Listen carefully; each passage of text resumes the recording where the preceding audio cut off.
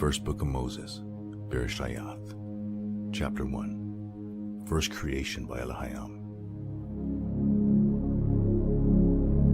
In the former time periods, as a powerful sign of working, chief son and heir Elohim filled with choice things, behold, as a sign Shemayim, the place of the names, and behold, as a sign Aratz, the chief place of running. But observe how Aratz was unorganized and empty, and Shishak rose up from the deep waters, went up to its face, but the Ruach Elohim, as a wall of protection, moved violently upon the surface of the waters. Elohim then declared, light he will exist, and light he will exist. And Elohim gazed upon that beautiful light, and Elohim made distinctive the light from the darkness. And to the light Elohim called out the name Ya'um, and to the darkness he called out the name Leah Laha. This was the close and the dawn of the first age.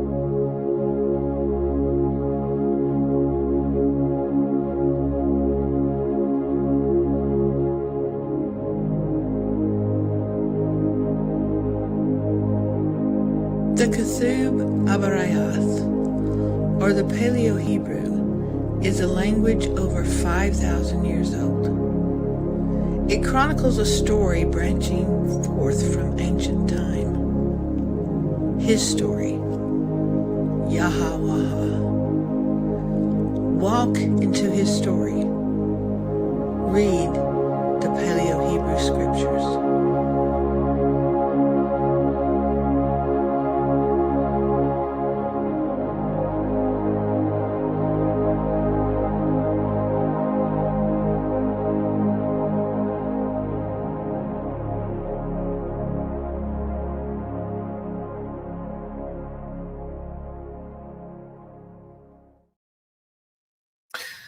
Shabbat Shalom, everybody. My name is Noel Joshua Hadley, and you know where you're at, but do you know where I'm at right now? As you can tell, I'm in my fifth wheel. Those of you who have maybe watched the Torah portions before or been following my channel long enough know when I'm in my fifth wheel. No, I'm not down in Florida camping on the beach. I wish I were.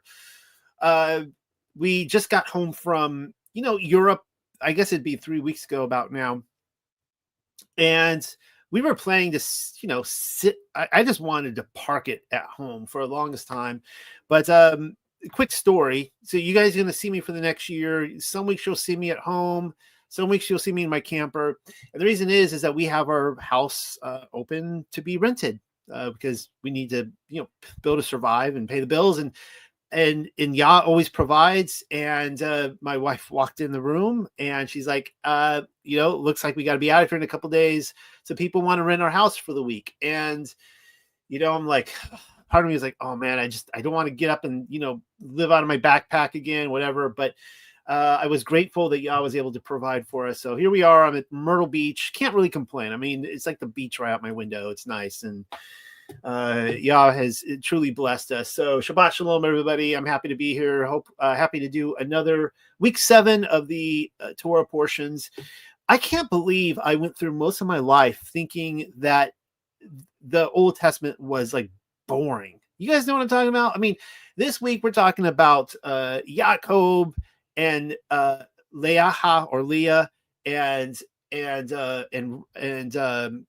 Rebecca.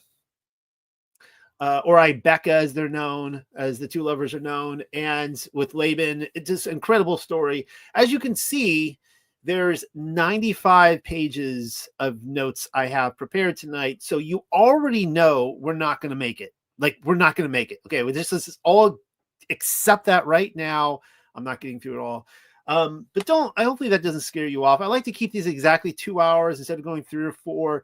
Keep everyone at their sanity levels, and I'm sure my prayer is that Yah will bless somebody out there with the words that are being presented tonight. Really quickly, before I do dive into this, I want to show you guys this. Well, that's my website. You guys know that. Oh yeah, 30% off this through Monday. So if you're watching this live or in the weekend, please, I'm not asking you to buy or sell on Sabbath. Everyone has a different Sabbath day, but 30% off this weekend. Yes, I know it's Black Friday. I don't decide that. The book printers do. So it's an incredible deal. Take advantage of it on all books. And by the way, We do have, I have opened up a used bookstore. We're expanding the Unexpected Cosmology. So let me just show you really quickly. You click on the used button right up here, and there they are. Boom. Oh, look, John MacArthur. All these books, by the way, that are listed are coming off my personal bookshelf. So if you want to come over here and hurry up and buy books, I'm listing from my bookshelf, and I will be shipping out to you guys. All of these here. I've read John MacArthur, and it's time to pay it forward. So somebody else out there I know is itching to get themselves some John MacArthur, but I'll be listing a lot more. And this is actually a tech book drive. And I'm asking everybody, a lot of people ask me all the time, hey, Noel, how can I support the ministry? I don't really know how to support it. Well, anyone out there listening, if you have books in your house that are used, instead of giving it to a thrift store or just putting it in a box up in the attic, send it in to me. I'll list them. I'll sell them. And I'm happy to do that. And pretty soon, my hope is that the bookshelf you normally see behind me now, I'm in my camper right now, but that's going to be the Tuck store, and we'll have all our books up there, and you'll see them all. So there's that right there. Also, this fundraiser, I was hoping to raise $5,000. As you can see, we raised about $1,600. This is going for Pamela and Rebecca. Guys, they need our support. I'm going to, in about the new year, January, according to the Gregorian calendar. I get it, right? Passover starts the new year, or Nisan, the month of Nisan. But I will be putting out there the budget.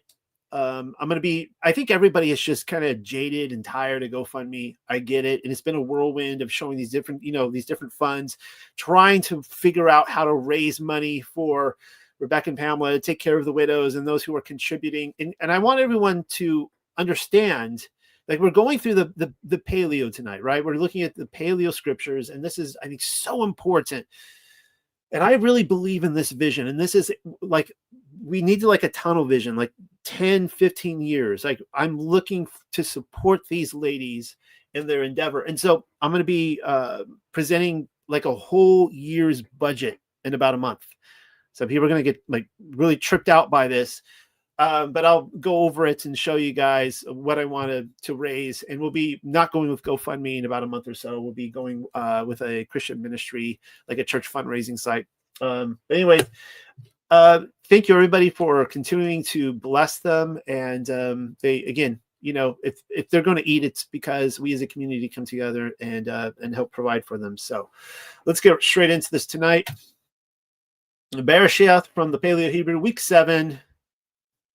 I love when I was a child, I loved the illustrated Bible. I still have it at home. And so I pulled all these off. It was a lot of fun, getting my little like online like scissors out, and cutting them all out and making this. Hopefully you guys enjoy my artwork.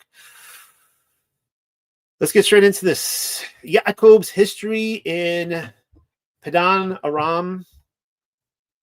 Yaakov went forth from the well of the oath and traveled to Haran. And he reached a certain place and lodged there, for it was sunset. So he took one of the stones of the place and put it for a bitter headrest and laid himself down in that spot. And then he dreamed, and behold, he saw a ladder with its foot on the earth, or aratz, and its head reaching into Shamayam. And behold, Malachiah, Alahayam. Those would be angels ascending and descending upon it. And he beheld that Yahweh, the ever-living, was established above it. And he declared, I am Yahweh Alahiah of Abraham, your father, and the Alahiah of Yitzchak. Ha'arat, which you now lie upon, I will give to you and your seed, and your race shall be like the fine dust of the earth, and shall spread west and east and north and south, and all the families of the world shall be gifted by you and your heir. Be assured also that I am with you and will guard you wherever you go, and I will give you a quiet return to this country, for I will not forsake you until I have accomplished what I have promised to you.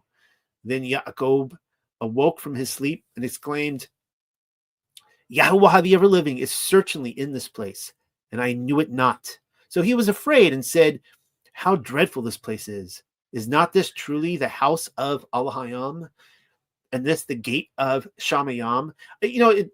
I think about this scene that, have you ever been in those scenarios where I'll tell you all right now, I'm a big lover of the Twilight Zone. I'm actually thinking of writing like a big paper on the analyzing the Twilight Zone and how it fits into the world we live in. The same way I did like James Bond or Lord of the Rings, things like that. And so if you've ever been in the situation where the thin curtain separating us from the spiritual world was lifted for you for a moment and you look beyond it, but now, and you're just amazed at what you see, right? Maybe you're dumbfounded, maybe you have fear or whatever, and then it just closes and you just look around you and you're just back in the material world again. And I'm trying to imagine Yaakov in the middle of the night. He just saw this scene where these angels are ascending and descending on what we call this ladder. And we'll maybe talk about that a little bit tonight. And on top of that, he sees somehow Yahweh, like his glory manifests somehow.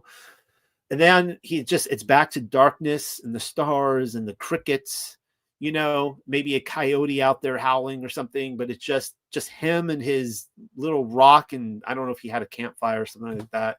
And he's just, shivering and afraid of what he experienced. Yaakov rose early in daybreak. He took the stone which he had placed for a bitter headrest and sat it upright and poured oil on the head of it. And he called the name of that place Bethel, or Owl's House.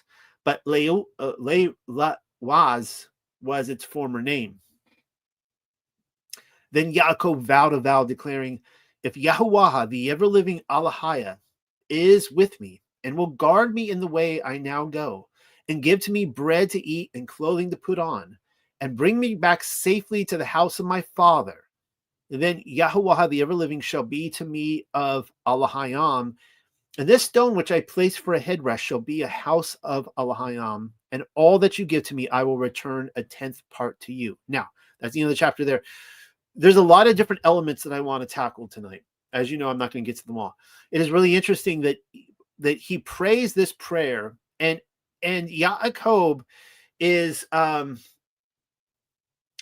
like all of it. The older you get, assuming you've gained more wisdom, you're going to track this idea that when we ask Yah to work with us and to work in us and through us, that can be a very scary prayer, because he may do things in a way that like we may not want him to do.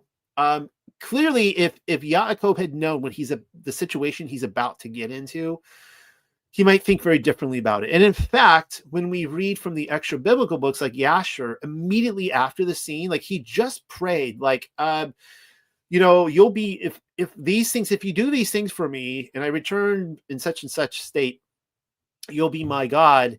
And he's about to have everything taken from him, like everything. And like the next scene, according to the book of Jasher. Earlier this week, I had a couple amazing interviews this week. I brought on James Graham on Tuesday to talk about whatever we talked about the 7,000-year timeline deception and Enoch and the Watchers and the Nephilim. It was just a great conversation. I love bringing James Graham on. It was the second time. I'm hoping to bring him on many more times. Go check that out. But I also we talked about the Aleph Tav body system this week, and this was there was some mind-blowing with Dr. Monzo. There were some mind-blowing moments in there, and I was actually nervous bringing him on because I'm like, this is a doctor, and he's got this he's got this understanding of the human body that I'm not going to even pretend to know. But I was studying, like I was doing my homework assignment before bringing him on. I'm staying up late reading his work and trying to understand it and trying to come up with questions and things I can ask, that kind of stuff. He still blew me away, and he was I love that he compared the energy in the body to, of course, the case he's making is that all the material realm is a result of the spiritual, of light, of vibration, of energy, things like that. Going back to Nikola Tesla and all that kind of research.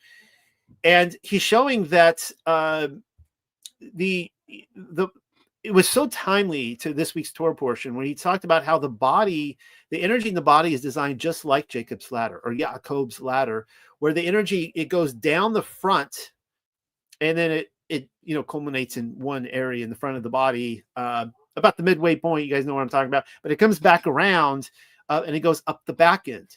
And of course, here you're seeing a still shot there of the comparisons of the seven wheels of light within the body that lines up with the chakras. And of course, we went all over the idea of controlled opposition and how just because, basically these Eastern religions had understandings of the human body that was lost through Western medicine, but is being restored at this time. And it's a shame that so much of the church is dumping it. And, because the New Age movement, things like that, utilizes it. But anyways, but here you see with the seven wheels of light, you see the very top there, which goes to white, which is one of the colors. That's kind of like the it's almost like he almost puts it like a halo there, but that's basically like, the angels coming down from the heavens. It's really awesome stuff. So go check out that interview. I also like this picture here. I've shown this before by William Blake. William Blake's one of my favorite artists, biblical artists. And it's almost like a close but no cigar illustration here, where it kind of reminds me of a coiling double helix. He only shows one of them instead of two, but it has the same. I almost wonder if he had that in his mind as he made this. And I've proposed that before, was what, even though, okay, so here's why I'm showing you this right here, that there is something going on with Jacob's ladder that is, it's not just a ladder, right? You guys understand that? Like, yes, there's a portal, there's some, he's having the curtain pulled back, he's looking into the spiritual realm, he's seeing how these angels literally ascend and descend. Like there's a way they come in, they don't just appear, right? They're not, it's just not like heaven and outer space and they just appear here like that. There's a way they come and go. And they're on the, we're going to see a couple of the angels as well described in Aramaic Targum. But there's a way that it connects. There's a greater mystery here going with the seven planets of the cosmos. Yes, I said planets, and by that I also mean the sun and the moon in there, how that all works, and the seven firmaments and the seven wheels of light, and just everything. Like there's some sort of like macrocosm within a microcosm here. Like he's seeing like something expanding in this picture that he's looking in here. And I have proposed to you in the past that the coiling double helix plays into this as well. This right here, you're looking at Chateau de Chambord, excuse me. If someone put a gun to my head and forced me to pronounce a single French word correctly, including bonjour, I would not survive the night. I can't do it, guys. I try, and it's okay. But this is Chateau de Chambord, which I've personally been to, which is one of those kind of Enlightenment, Tartarian, maybe Millennial Kingdom structures. And what blows my mind, I've been there and I've seen that they will tell you like that the staircase is a double helix, but that's a problem with the official narrative, because we got James Watson and Francis Crick, who apparently didn't discover it until 1953. And of course the medical scientific world changed after that, but we see it going all through history, going all the way back to the staff of Hermes, as you guys know. Apparently they're finding pictures of the coiling double helix in the greater cosmos. I don't really know about that, but that's kind of interesting. We see it in ancient artwork going way back.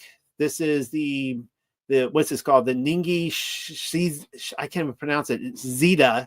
It's a twin double helix snake depicted in these vases of Mesopotamian gods. So we know that this coiling double helix goes all the way back to Mesopotamia. And I propose to you that, again, that Yaakov knew clearly what it was. And it's interesting, he's going back to Mesopotamia, and we find this artwork there. Is that a dog? I've seen this before. I never noticed that before. I think that's a flying dog. It looks like a dog god. I don't know. This is the Babylonian origin of Hermes, the snake god, and of the Caduceus. And we read this: the proto-Hermes was always a snake god, and before the era of complete anthropomorphism, he was thought of in snake form. But it is an essential element of his function that he was not a single snake, for the great single earth snake was the mother goddess, but the double snake, male and female, the most prolific form of copulation in the animal kingdom. I'm not going to go through all this research. This is from a paper that I have written. But I will be talking about the Stone of Scone tonight. We already, if you weren't paying attention, we've covered the Stone of Scone tonight. And this is my annual opportunity to talk about it. I love talking about the Stone of Scone. So this is a suggestion that has been brought forward by, I know Tony Bushby in The Secret in the Bible. I don't know if he was the one that originated or what, but the theory that has been put forward is that originally the capstone of the Great Pyramid was once a clear crystal or glass. And this will tie into the Stone of Scone, particularly with Joseph and Seth and Seth and Shem, perhaps the builders of the pyramids, that it actually had a double coiling helix coming out of it. Now, that's just a theory, can't be proven. That there are some fascinating things that I'll be showing tonight that have come of the pyramid in the last year. Anyways, this is it here in the Chambord, Chateau de Chambord. And this is the staircase here. And you could see the design work where they actually design it like a coiling double helix. And now when you're there, it's pretty crazy, because they'll tell you that it is actually a stairway to heaven. And it's symbolic that when you get to the very top, they won't use the word firmament today, but you can actually see the ceiling there. I've seen it myself. And they draw all these dragon-like creatures that are there below the firmament. And that ties us into the ascension of Isaiah, 3rd Baruch, others, this idea that there are these unclean spirits that are not able to pass the firmament, and they're all up there as high as they can go. But as you're going up this coiling double helix, which also kind of represents, I guess, the tree of life in a way, you get to the very top, and apparently the very top of the roof of this chateau represents New Jerusalem, or you're above the firmament in heaven itself. It's a fascinating place, something that not many people know about. And there it is right there. So you get to the top and you wander around, and that's basically like heaven up on top. It's the city, and it's the whole structure. You can see it was never completed. Only half of it was completed, but it was intended to represent the four corners of the earth and New Jerusalem coming down. So fascinating place. Let's read the Aramaic Targum, Genesis 28. 5 miracles were wrought for our father Jacob at the time that he went forth from Beersheba. The first sign, the hours of the day were shortened, and the sun went down before his time, for as much as the word had desired to speak with him. Now, I've long pondered this. We know that the sun and the moon, there were a couple occasions when, well, it happened in the book of Joshua, and there was another darkness with Joshua, and that's, of course, debatable. We do know there was a time in history when the sun did not set or rise for a certain period of time. I don't think this is it. And I don't know if that's what they're saying here. I don't know if they're saying that the sun hastened in its setting, because what they're saying, I think, is that he made the journey in a much quicker time than he was supposed to. Like, he goes from his father's house, from Yitzchak's house to Laban's house in a very, very short period of time. And so they're almost like tying in here. There was like some sort of like portal that he crossed through, which lines us up with Jacob's ladder. Well, anyways, let's keep reading. The second sign, the 4 stones which Jacob had set for his pillow, he found in the morning, had become 1 stone. I feel like I read somewhere, I might have it in my notes tonight, that there were actually 12 stones that he set out for for his children. He wasn't sure yet if he was going to have 12 sons, but he believed he was prophetically, that the blessing that was promised to Abraham would begin through him ultimately. And that was part of the sign that it became one stone. The stone of Scone was united here from 4 different stones. Some accounts say 12 stones.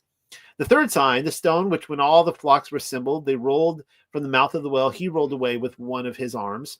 And we're going to see that. It's really easy to miss if you're not looking for it, but it is really bizarre. That it talks about the stone, that it took all these shepherds to move, and then Jacob or Yaakov just comes along and to impress a girl, and he's like, and he just moves it. The fourth sign, the well overflowed, and the water rose to the edge of it, and continued to overflow all the days he was in Haran. The fifth sign, the country was shortened before him, so that in one day he went forth and came to Haran. And there you go, right there. So yeah, the sun sets early, but he gets there in one day. Take that for what it's worth. And he prayed in the place of the house of the sanctuary and lodged there, because the sun had gone down. And he took 4 stones of the holy place and set his pillow and slept in that place. And he dreamed, and behold, a ladder was fixed in the ground. Hard to, if the earth was like a spinning, wobbling globe, spinning 1,000 miles per hour and another 100,000, charging around the sun, that'd be pretty scary to be on top of that ladder. You're like, whoa, is it like flying out there in space? But whatever, it's fixed on a solid earth. And the top of it reached to the height of heaven. Again, that would be a great acrobatic feat if this is the Copernican revolution we're looking into here. And behold, the 2 angels who went unto Sodom and who had been expelled from the midst of them. These are the 2 angels I promised you would get to tonight, because they had revealed the secrets of Yahweh of the world. What? And being cast forth, they had walked till the time that Jacob went out from the house of his father, and had accompanied him with kindliness unto Bethel. And that day had ascended to the high heavens, and said, come, see Jacob the pious, whose likeness is inlaid in the throne of glory, and whom you have so greatly desired to behold. Then the rest of the angels of the Holy Lord, or of the Holy Yahweh, descended to look upon him. So according to this, as you guys know, a few weeks ago, we went through the Sodom and Gomorrah story. 3 angels approach Abraham. And I think it's important to note here that there is, when you're reading the lost world of Genesis, it seems like there's just angels everywhere. There's that account, we haven't got to it yet, where Joseph is going out to look for his brothers, and he sees an angel just in a field, and he knows it's an angel, I guess. And he goes up and he asks the angel, hey, where's my brothers? And he's like, oh, they went this way. And he goes, and then they throw him in the ditch. We saw, was it 2 weeks ago, where Rivka, she's coming back from Laban's house through Eliezer, and she sees Yitzhak, and she sees that there's an angel just walking around with him, and she notices there's an angel, right? And it's the same thing in Canaan when Abraham just sees 3 angels walking down the road, and he just knows that they're angels. He just knows that they are. Well, these are 2 of them, and these are the same 2 angels that went to get Lot out of Sodom. And we know what happened to his wife, didn't make it. And he had a couple nights from hell with his 2 daughters afterwards in the cave. But for whatever reason, these 2 angels failed at their mission. Now, according to this, it says that they revealed the secrets of Yahweh of the world. We don't know what those secrets are. It's almost like playing into the Watchers tradition, that they gave the mysteries of heaven. I don't know if that's what they're saying. I've speculated that they have, that maybe they failed in their mission, in that was it Zoar or whatever? They had him go to that town, and that town was, I suspect, supposed to be destroyed. And so Yah didn't destroy that town, and maybe they failed in the mission. I don't really know. That doesn't seem to be what's being implied here. All I know is that this really taps into a we could say Jewish thinking, if you prefer. I think maybe Hebrew thinking, but this idea that the angelic world, this goes completely against Protestant ideology, that you become resurrected and you're just perfect. You're just a robot. You can't make a mistake. According to this, we see this in the book of Enoch. We see this in these other books, Jubilees and so on, that angels can transgress. They can mess up. They can be punished for it. It doesn't mean that they're thrown into hell, but these two had to wander the earth for, I haven't done the math, but you go from the case with Abraham to all the way through the life of Yitzhak, all the way through at least the youth of Yaakov here, and they were wandering the earth. And apparently this is the first time that they were able to, go up to heaven. And behold, the glory of Yahweh stood above him. And he said to him, I am Yahweh, the Elohim of Abraham thy father, and the God of Isaac. The land on which thou art lying I will give to thee and to thy sons. And thy sons shall be many as the dust of the earth, and shall become strong on the west and on the east, on the north and on the south. And all the kindreds of the earth shall through thy righteousness and the righteousness of thy sons be blessed. Of course, this is not speaking, as far as I'm concerned, specifically about a genetic people. We're not talking about 1948 Israel here. We're talking about Israel, the people, you and me, that Israel is everywhere in every country. We are the spiritual, maybe we're genetically inherited. There's more of a likelihood that we are, but that's a moot point as far as I'm concerned. We're a spiritual people. And through Abraham, Isaac, and Yaakov, who became Yasharel, the world is blessed through all of their descendants. And behold, my word is for thy help, and will keep thee in every place where thou shalt go, and will bring thee again to this land, for I will not leave thee until the time when I have performed all that I have told thee. And Jacob awoke from his sleep and said, verily, the glory of Yahweh Shekinah dwelleth in this place, and I knew it not. And he was afraid and said, how dreadful and glorious is this place. This place is not common, but the sanctuary of the name of Yahweh, the proper spot for prayer, set forth before the gate of heaven and founded beneath the throne of glory. And Jacob arose in the morning and took the stone which he had placed for his pillow and set it standing and poured oil on the top of it. And I'll be talking more about this tonight, don't worry. And he called the name of that place Bethel, but Luz was the name of the city at the first.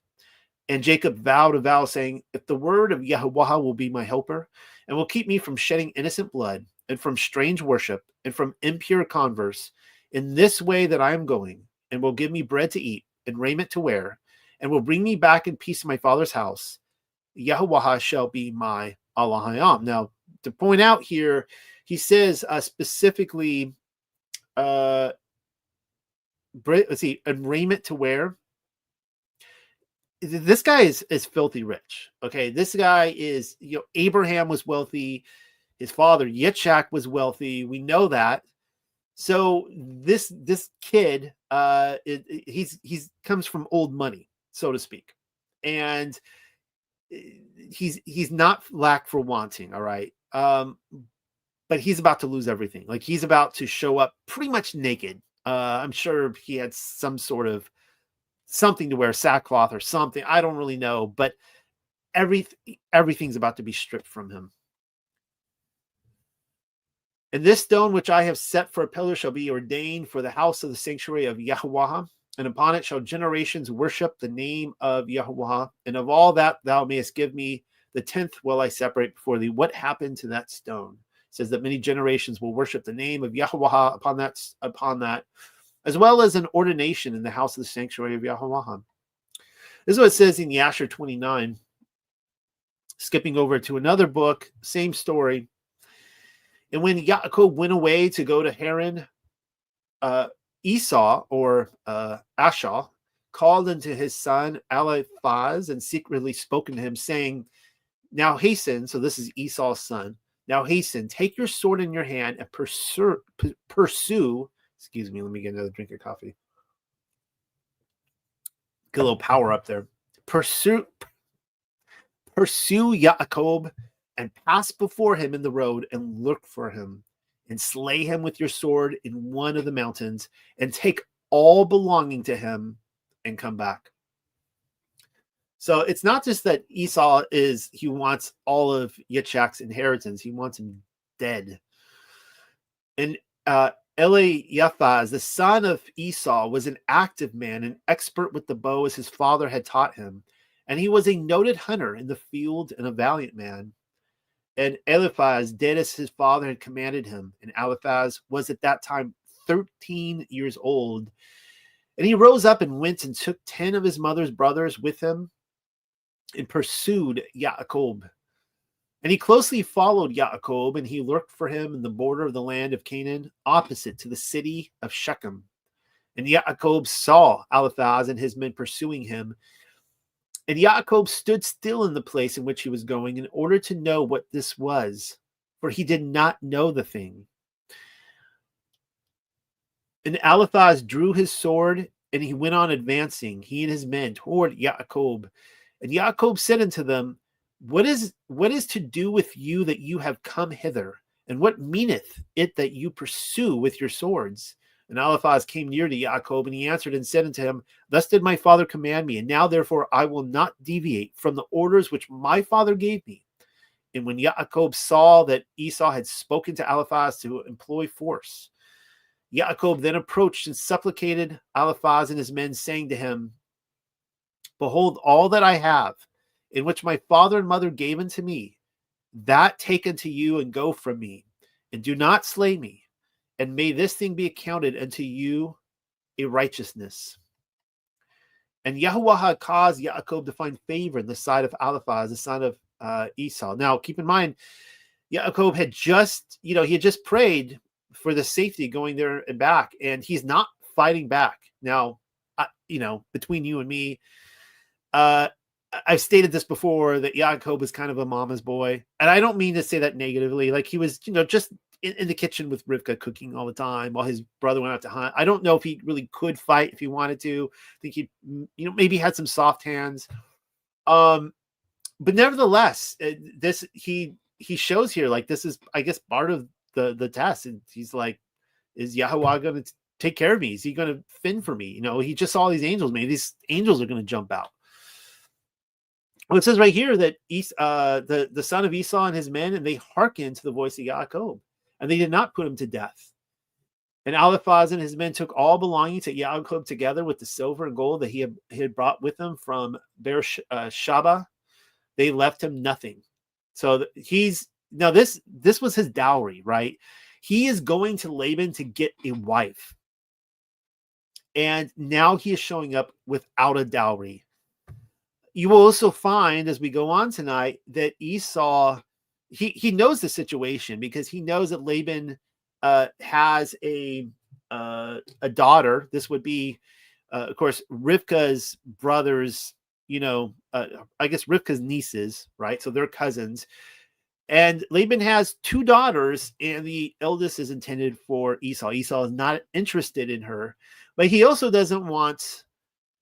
he does not want his brother to get the younger sister either. He wants to take everything from him. But, there had to have been some sort of guardian angel here. I don't know if you've ever been in a situation like that. I've been in a lot of these situations where a dangerous situation emerges, and I just pray, and I just pray for Yah to intervene, and I just watch the faces of these people just change and grow disinterested and be like, yeah, like maybe they showed up for evil means. You don't really know, but they kind of just walk away.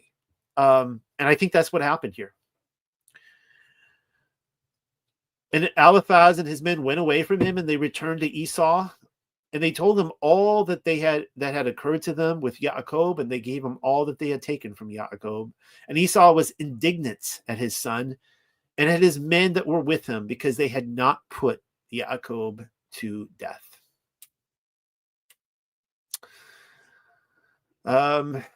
Let's just keep reading here. Let's read from the Legends of the Jews, Volume 1, because I think that this information is fascinating. They talk about here. I'll be reading from a few passages from Legends of the Jews tonight. Jacob's journey to Haran was a succession of miracles. The first of the 5 that befell for his sake in the course of it was the sun sank while Jacob was passing Mount Moriah. Though it was high noon at the time, he was following the spring that appeared wherever the patriarchs went or settled. Notice where they placed this. They place it at Mount Moriah. Some people may argue that it was not that mountain. Nevertheless, in these, like the Aramaic Targum, if you paid attention, and this here, they say it was Mount Moriah. It accompanied Jacob from Beersheba to Mount Moriah, a 2 days journey, when he arrived at the holy hill. So they're talking, I believe, here about Jerusalem. Yahweh, or here it says, the Lord said to him, Jacob, thou hast bread in thy wallet, and the spring of waters is nearby to quench thy thirst. Thus thou hast food and drink, and here thou canst lodge for the night. But Jacob replied, the sun has barely passed the 5th of its 12-day stages. Why should I lay down to sleep at so unseemly an hour? I'll tell you what I think is happening here. I do think that we are seeing some sort of portal or time travel situation here. I don't think that there is no indication that we are given. So in the other case where the sun and the moon stayed still, everybody in the battle basically experienced that. And of course, we know by historical records that people all the way in the Americas, all over the world, all through Asia, they all experience this sun either not rising or whatever. There's nobody else that seems to have experienced that. I think that this is if this is accurate and true, it was a supernatural experience that exclusively he had. You know, he passed into the twilight zone, for lack of a better phrase. But then Jacob perceived that the sun was about to sink, and he prepared to make ready his bed. It was the divine purpose not to let Jacob pass the side of the future temple without stopping. He was to tarry there at least one night. Again, people are going to fight this tooth and nail. But according to these extra biblical books and so on and so forth, he was at Jerusalem where this happened. Also, God, or Elohim, desired to appear to Jacob, and he shows himself unto his faithful ones only at night. That's something to consider. At the same time, Jacob was saved from the pursuit of Esau, who had to desist on account of the premature darkness. Oh, I guess I was wrong. And here I read this so many times. Apparently, Esau experienced the darkness too. I'm still going to fight this, though. It might have been a supernatural darkness. I'm fighting this. Jacob took 12 stones from the altar in which his father Isaac had laid bound as a sacrifice. And there you go right there. It says 12 stones. Even though the Aramaic Targum, I think it said 4. And he said, it was the purpose of God to let 12 tribes arise, but they have not been begotten by Abraham or Isaac. If now these 12 stones will unite into a single one, then shall I know for a certainty that I am destined to become the father of the 12 tribes. And there's been a lot of times in my life, I've never seen anything that miraculous, nor am I comparing myself to Yaakov in any way, shape, or form. But like every time I'm about to like enter like a new stage of the ministry or something that, you know, is kind of like a step of faith, Elohim has revealed himself or his will to me in many ways in that I would deem miraculous, or things that were out of the ordinary that he specifically put them there, like in that situation, right? And so I think that, you know, what's important about these 12 stones coming together into one, to, you know, Jacob's pillow, is that this is his way of saying, look, the next, you know, the years of Jacob's trouble, the next 20, 21 years, however many it is, however many it is, it's going to get dark for you, and you're going to be blindsided by some things that are going to happen. But I'm showing you this now to give you confidence, to just stick with me, and I'm going to bring you out the other end. You're not going to enjoy the journey you're going into, but you're going to be a better man for having come out the other end. Excuse me, I just slapped the wall here and made a noise. At this time, the second miracle came to pass. The 12 stones joined together, made one, which he put under his head, and at once it became soft and downy like a pillow. That's why they call it Jacob's pillow.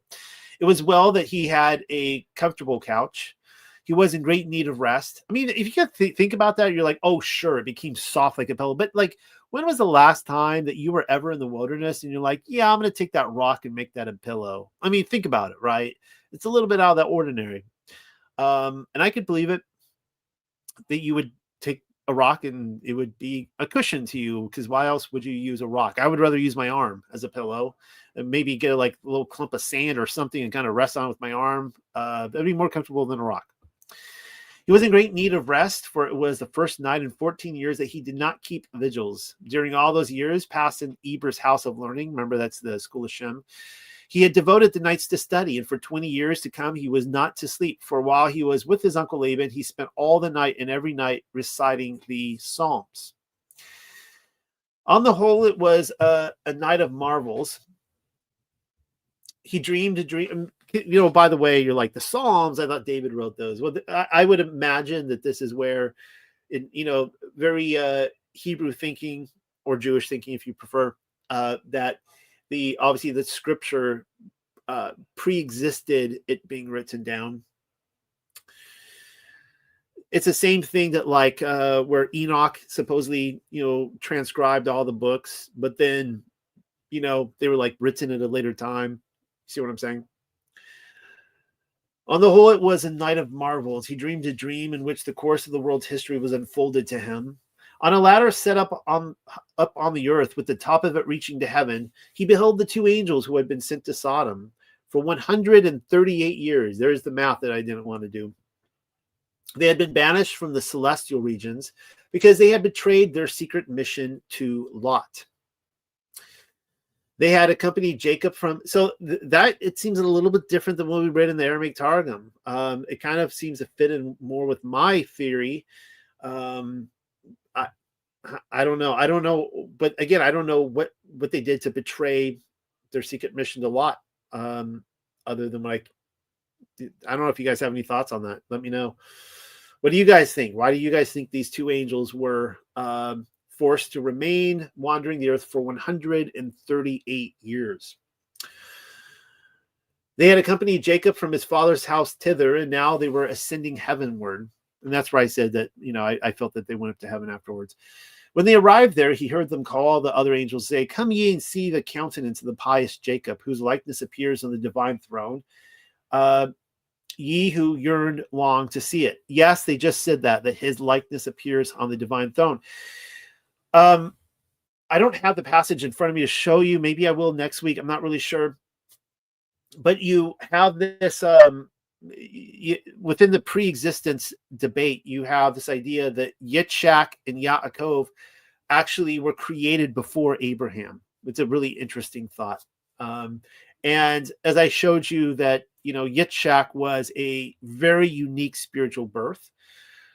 It appears now that Jacob also, he has a doppelganger in heaven. He appears, he has the likeness of the one who appears on the divine throne. Is that saying that he looked just like Yahshua? I don't know. Kind of an interesting thought, isn't it? And then he beheld the angels descend from heaven to gaze upon him.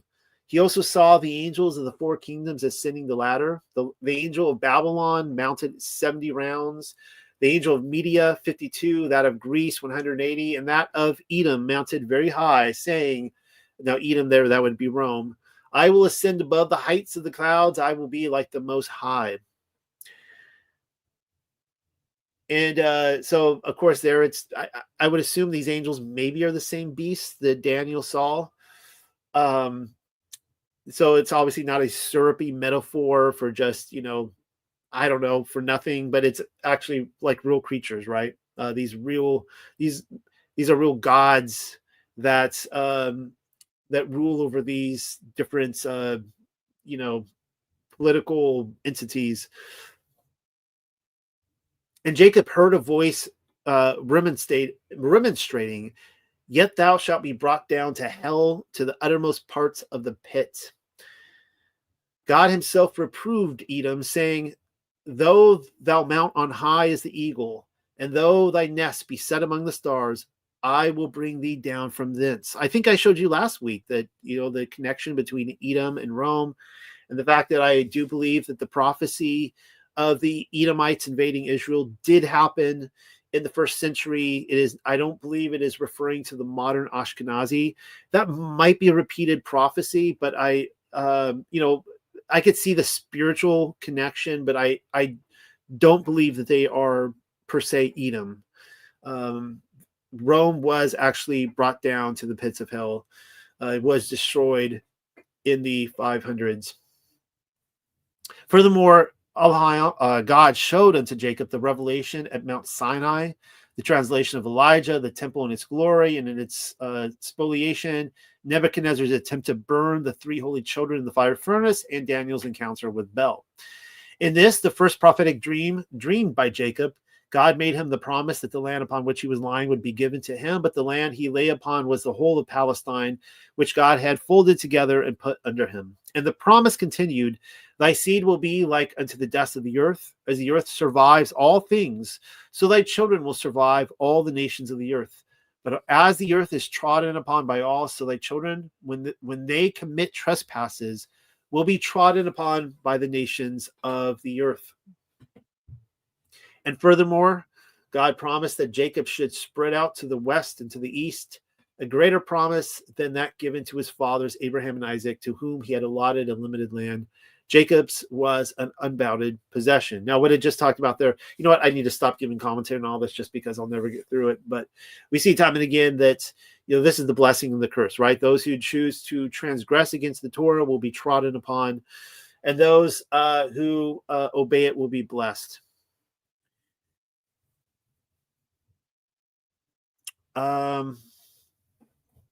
Let's see. Let's just move on from there. That was good. How are we doing on time? All right. The altar of Yahuwah. I guess I go through this once a year whenever we go through this Torah portion here. And we see that I already showed you, according to the Legends of the Jews and the Aramaic Targum tradition, that where he was supposedly the holy mountain, the mountain of worship. The mountain of worship is the name of Jerusalem before it was the city of Shalom, or it became Jerusalem. We see this here in the Aramaic Targum, that Yahuwah al-Hayam took the man from the mountain of worship where he had been created and made him dwell in the Garden of Eden. All right. I'm not going to answer the question tonight about where the Garden of Eden is. That, like, the more I've looked into that, the more I have just been perplexed. I know that I'm supposed to go with the Philippines. Maybe it is. Maybe there's, good reason for that. Looking at the Sumerian literature, though, the fact that unless if the Sumerian literature has all been moved from the Philippines, when you actually read that literature, they're claiming that it was right there. Like the Garden of Eden is where they were. So, again, take that for what it is.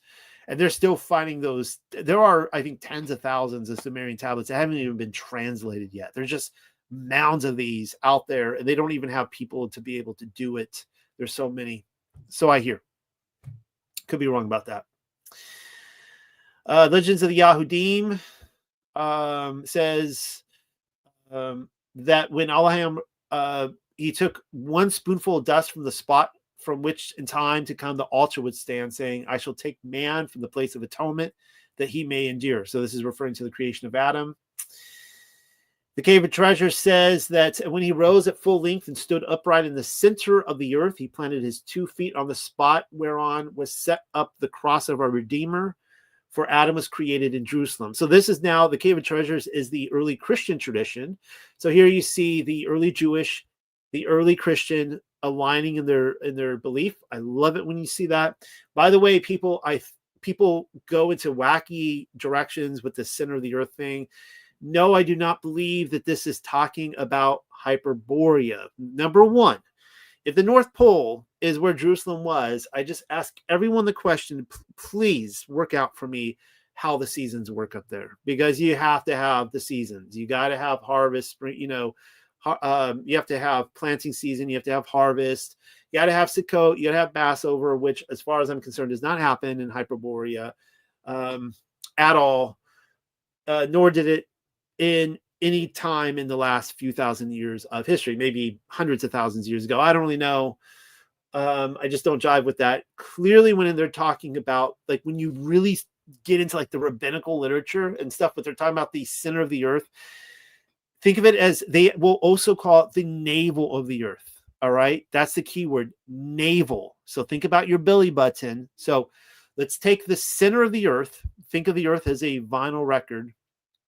And let's say Hyperborea is where you put that, not the wand in the needle, like in the groove, but, where you put in the spike in the center, to say that's the North Pole. That's the face, right? Where the eyes and the mouth is. Go down to the navel, and it's perfectly right where we find Jerusalem today. All right. Just saying. Genesis 3:23 says, and Yahweh Elohim removed him from the Garden of Eden. He went and dwelt on Mount Moriah. All right. So now they're saying that Mount Moriah, where we just saw Yaakov, they're saying it's Jerusalem. This is the mountain of worship. So I don't need to go through all this for you, but there is this really interesting. Here we start seeing that Adam and Eve. First, Adam and Eve says this. Then Adam and Eve took stones and placed them in the shape of an altar. We know that these would have been unhewn stones. The first thing that they create, or not the first thing they create, the first thing they sacrifice, according to legends of the Jews, is a unicorn. I find that fascinating. It means a unicorn would have had to have been a kosher animal, would have been clean, it would have chewed its cud, has split hooves. All the artwork, well, I shouldn't see like 100%, but yeah, I mean, the majority, almost all the artwork I'm seeing is that the unicorn of the Middle Ages was a clean animal. Really interesting. They depict it that way. So anyways, and I also believe, yes, I do believe unicorns exist, but I also think that they're kind of like the phoenix. They're probably a more a spiritual creature that lived in paradise. Or the whereabouts. And I'm speaking of terrestrial paradise here. So I do think that there are unicorns. No, I do not think we're going to find unicorn fossils. Well, maybe we will, but I'm not expecting that to be the case. I don't think Noah was riding around on a unicorn. But I do think that we see the emergence of unicorns again in the Middle Ages because it ties in with the millennial kingdom theory. And I have shown you the passages where they talk about how terrestrial paradise opens up for them, the phoenix and other things, and the saints, and so on and so forth, and they shine forth. But the way I see paradise described reminds me of Avatar. Now, I think Avatar 3 is about to come out in December, and I was just watching through the Avatar films with my sons, and I'm watching these. They call them the Hallelujah Mountains. Interestingly enough, like how fascinating that the Hallelujah Mountains, and this is how I envision paradise after Adam and Eve were removed from it, because we see passages like here in 2nd Adam and Eve where it says Seth and his children dwelt on the mountain below the garden. And they look up and they see the garden above them. And this also lands in Jewish texts too. They all agreed that the paradise was floating somehow in like a spiritual plane that they could see materialize. It was like lifted up from the earth. It was on the earth, whether it was in the North Pole or Mesopotamia or the Philippines or whatever, wherever the land of Eden was. Paradise itself, it's lifted up, and now it's like floating like a mountain over them, and they could see it, they could smell it, they could hear it, but they couldn't get to it. And this mountain, of course, too, I don't think this is specifically just like, Mount Zion in modern Jerusalem. But if you actually look, it's an entire mountain range that goes all the way to Hebron. And it drops down into the plain where Sodom and Gomorrah was. So it's kind of like when it talks about like the ark landing on Mount Ararat. We know that there's an entire mountain range of Ararat, and it's the same thing. I think that the mountain is referring to the range there. That this mountain of worship, it was all that area there. But let's keep moving on. I think I built that case for you guys. I don't need to keep going over all of that. Let's talk about the stone of Scone. And so the idea is that the altar that Adam and Eve built over Jerusalem became Jacob's pillow. Now, if Jacob did not go to Jerusalem and he went to some other mountain, then a lot of that goes out the window. You see what I'm saying? But for whatever reason, the ancients, both the Christians and the Jews, all agreed that it was Jerusalem, and that it was. I sourced this altar that it goes back to Adam and Eve. It was destroyed in the flood. I didn't show you here. You can just take my word for it. You can read the Aramaic Targum. Noah, after the flood, he goes back to Jerusalem. He goes from the Turkey area where the ark was. He eventually moves out. He establishes Shem school there in Jerusalem, and they reestablished the same altar. They put it back together. This is the same altar that finally we see Yitzhak and Rivka repairing at the time that they are going through the infertility process. And then we get to Jacob. Now, this is called this little segment, the Stone of Scone hoax. Why am I calling it a hoax? Well, that's what Stone of Scone researchers refer to it as. Now, on Christmas morning in 1950, 4 members of the Nationalist Scottish Covenant Association, their names are Alan Stewart, Kay Matheson, Ian Hamilton, and Gavin Vernon, broke into Westminster Abbey through a side door, removed the stone from under the coronation chair, from which it had sat since King Edward I seized it from Scotland in 1296. Why am I reminded that King Arthur pulled the sword from the stone on Christmas morning? It's kind of a similar symbology that's happening there. We are then told that these youngsters, like the Three Stooges that they were, dropped the stone and I guess broke it on their way out. It was heavier than they expected as they got in the trunk of the car. Well, this created the biggest manhunt in modern British history. They closed down the border to Scotland. It went on for a long time. Eventually, so this was Christmas 1950. It was finally located April 1951, so a few months go by. And yeah, so they recovered. Now, the conspiracy here is that they recovered nothing. That they recovered a fake stone and that Scotland still has the real stone. I don't know how I feel about that. Stone of Scone researchers, a lot of them are adamant about that they have like a fake stone. Scotland has a real one. And, I guess that means that when Queen Elizabeth II was coronated, because she was coronated in what, was it 1953, that she would have been coronated on a false stone. So according to this, she would have been the first royalty since, heaven knows when, was coronated on the wrong stone. Well, the interesting enough, this stone, legends associate the stone with Saint Columba, the Irish abbot, and he is said to have used it as a traveling altar during his ministry across Scotland. And this is, of course, the same thing that in the wilderness that they use as a traveling altar as well. I'll show you a little bit of that research. And look at when he was living, 521 through 597. That's interesting because that is when I believe that right in the years when the Millennial Kingdom came about. And Britain was transfixed, of course, with 536, right? That was the year of the fire reset. 537, Camelot comes in and end. Arthur's killed. 541 is the year of the apocalypse. I've gone with this through you guys. This is the same guy, St. Columba, who apparently encountered the Loch Ness Monster. And I do think that the Loch Ness Monster is some sort of spiritual entity. Maybe that, Aleister Crowley he may have been responsible for bringing him back in the 1930 or earlier era. And, I don't know that he's still there, but I do think that people really were seeing him. And apparently he met this water fairy, this water horse back then. Not going to go through all this again. Now, these pictures I took this summer.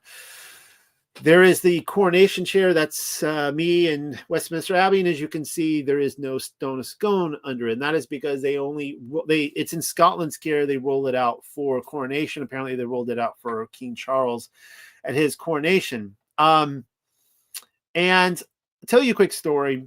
My wife and I were planning to drive all the way up north of Edinburgh to see the Stone of Scone. We didn't make it into Scotland. And kid you not, on 7/15/25, that was July 15th of this year, it was reported that somebody was naughty at the Perth Museum where it was held and you could go see the Stone of Scone, resulting in the evacuation of visitors and the closing of the stone exhibit. And what are the odds that we arrived in Scotland just 2 weeks after this, and for the exclusive purpose, I kid you not, the exclusive purpose of seeing this stone, we were not able to see it. Oh, bummer. This is a trend that happens to me in many of my travels. I'll give you guys some quick stories.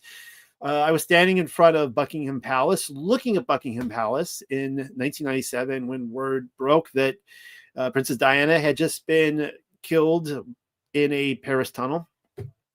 Whether she was really killed or not is a moot point. I was, however, also the following year at the actual embassy in Nairobi. This is back before 9/11, so this is 1998.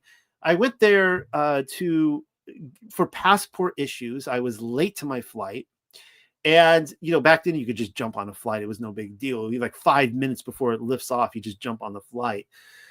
But I was at the embassy.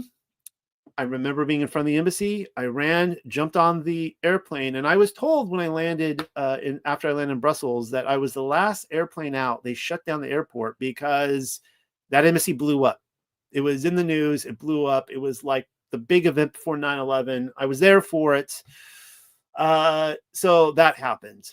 But of course, in 2019, when my wife and I went to live in France for a while, we were so excited to go to Notre Dame. It was April, and I remember 2 weeks before we arrived to Paris, I turn on the TV and I'm like, oh, bummer. I call my wife and I say, Notre Dame's on fire. So there was that. We did get to see it this last time. But then, of course, it's not all bad luck. We did get to go to Hadrian's Wall and see the famous sycamore gap tree. If you guys know, one of my favorite movies of all time is Robin Hood, Prince of Thieves. And there's that famous scene at the sycamore gap. And unfortunately, it's chopped down. So that's like somebody went to protest, I guess, the government, and they thought chopping down a tree would be a good idea. I don't know how that works, but anyways, the stone of Scone apparently passed on to it's connected with Imhotep, and Imhotep is probably, as far as I'm concerned, the historical Joseph. So let's talk about this really quickly. Let's see. We just read that in the Legends of the Jews. I don't need to read this again. Okay, we just read that. Let's keep moving on. Let's just talk about Imhotep. Now, on my bucket list, to-do list, is to see the original Boris Karloff mummy film. Apparently, this mummy he plays Imhotep, and he's the antagonist in it, meaning the bad guy, which is kind of an interesting turn. But Imhotep, his very name means the one who comes in shalom. He is accredited as being the chancellor to Pharaoh Dozer, if I'm pronouncing that right. And more on that in a moment. He was also said to be a high priest of the sun god Ra at Heliopolis. Now, when we know that Potiphar was a priest of Ra, so that's kind of an interesting connection. Now, obviously, Joseph was not a priest of Ra, but there is a connection there. Okay, so here's a few more tidbits of information worth considering. So this very mysterious Imhotep is accredited as being a great writer of wisdom texts. Now, I know that Joseph is not necessarily accredited with being a writer, so there is that. If only we had those, though. We don't have those writings. As well, he was a healer and a physician, which I can totally believe with Joseph. We know, for example, that according to texts like Jubilees, it says that while Joseph reigned in Egypt, that every single unclean spirit was kicked out of Egypt. That they were bound and not allowed to enter Egypt, which was a picture of the millennial kingdom. Amazing, right? So if there was anyone who was a healer and a physician, spiritually, physically, undoubtedly it was Joseph. And it is interesting that Noah too is ascribed in Jubilees 10:10 as authoring a book on natural medicines. These are remedies that undoubtedly Joseph would know about. Unfortunately, we don't have that book anymore either. He is among the few non-royal Egyptians who were deified after their deaths. He was common born. That's an important footnote because the pharaohs were from the line of Ham. So he's not from the line of Ham. Being deified isn't incriminating because even Jonah was later deified in Nineveh.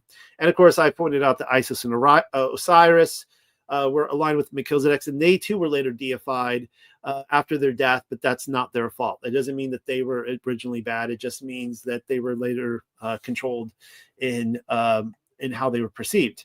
It is interesting too that Imhotep is accredited as establishing pillars that lined the buildings in Egyptian architecture. Now this gets really fascinating, but like the everything is pagan crowd. They're like everything is pagan, and pillars are like super pagan. Like there's nothing more pagan than pillars. I don't know where they're getting that from, but apparently Imhotep created pillars, and if that's Joseph, and he is actually building up Egypt, and it's actually Hebrew culture that is blessing Egypt, and they of course hate the very people that are blessing them. That makes total sense biblically.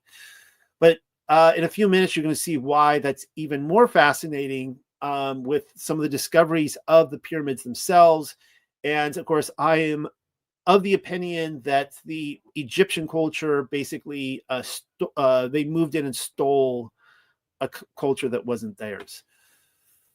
There's the famine stela, and let's see, this here.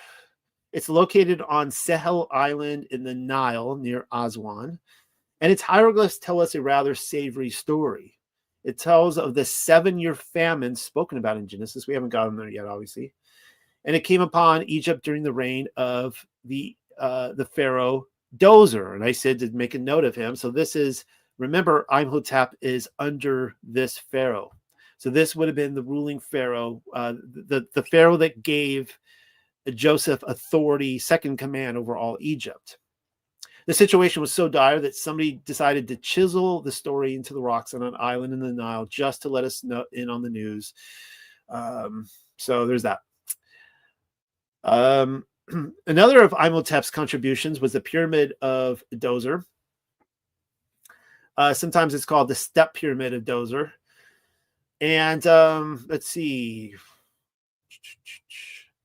I'm not going to go into all this research here, but here's the interesting, and I don't know what's come of this. I mean, this was like if you guys remember, like, was it a year ago?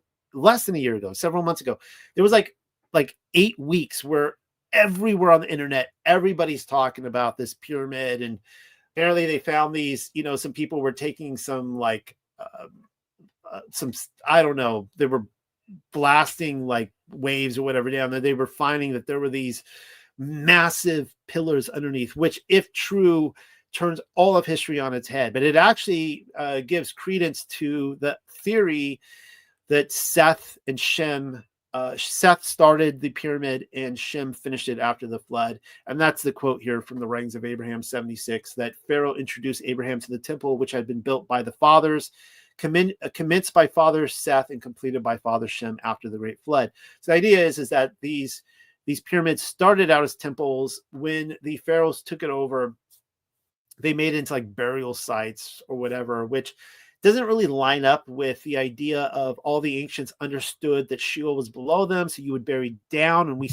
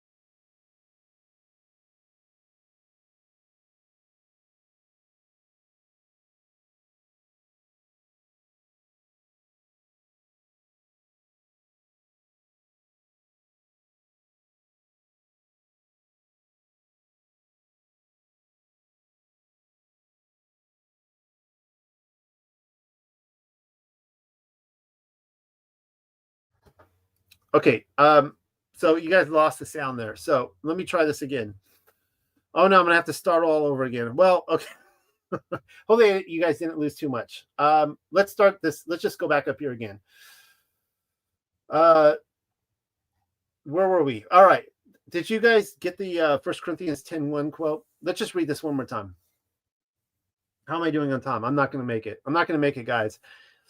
Moreover, brethren, I would not that ye should be ignorant how that all our fathers were under the cloud and all passed through the sea and were all baptized into Messiah in the cloud and in the sea and did all eat the same spiritual food and did all drink the same spiritual drink, for they drank of the spiritual rock that followed them, and that rock was Messiah. So a lot of people here are going to say, well, this is a metaphor. Paul's this spiritual water or a spiritual rock that gave him water. It was a metaphor because obviously a rock cannot follow them around. Well, it's like, well, wait a second here. He just talked about the spiritual food. Was that a metaphor? Because we know that the manna was the food of the angels. It was spiritual, but it was also a physical food that they ate. It came down every day, and they collected it, and they ate it, and were filled. So what is a spiritual drink? And of course, I'm proposing to you that this is the stone of Scone, Jacob's pillow, that was carried around by Moses, and it fed them or quenched their thirst or filled their thirst appetite wherever they went. And of course, the ascent of Yaakov says the same thing. And I love this. It says this. But when Moshe had gone up to the mount and was staying there 40 days, the people, although they had seen Mitzrayim struck with 10 plagues, and the sea parted and passed over them on foot, manna also given to them from heaven for bread, and drink supplied to them out of the rock that followed them. So there you go. You got a second tradition right there. You got Paul saying it. You got the ascents of Yaakov, of James. People who are like anti-Paul love the ascents of Yaakov. So there you have it right there. Whether you use Paul as a witness or not, at least James agrees with him there. Now, I have changed my opinion considerably. And the first time I gave a presentation on this, I suggested that in Joshua, the stone that was set up under an oak tree by the sanctuary, the wilderness tabernacle, that was the stone of Scone. I've now changed my opinion on this. Now, this Joe P. Kramer, he's someone I recommend. He's an amazing archaeologist. I mean, this guy is going around improving Israel. He's just going and finding all the biblical sites and just digging them up. And I love watching his stuff. And he wasn't the guy that discovered this, but this has made the news rather recently that this is the very stone that was set up here in this account in Joshua. So there it is right there. It still stands to this very day. So, a lot of the stone of Scone researchers like to say in Joshua, this was the stone of Scone. I think that what we can, it's a huge stone, by the way, this one right here. But I think that the takeaway is that it was setting up a monument with a stone was a very real thing in the ancient cultures. But what was unique about Jacob's pillow is that it really did. It was identified with the sanctuary itself. It really did follow them around, and it did quench their thirst. We see this in Joshua. It says, I don't need to read that. We see the stone. We see it being used by the kings and Second Kings for coronations. And there's that. So without getting into Tia Tephi and Jeremiah and how he uprooted the kings in Judah and he planted them in Ireland and Britain. That's that whole thing. Let's get back into this tonight. I love talking about the stone of Scone. I would have loved it more had I got to see it this year. I wanted to do this Torah portion and say I saw it. Alas, I can't say that. So maybe next time.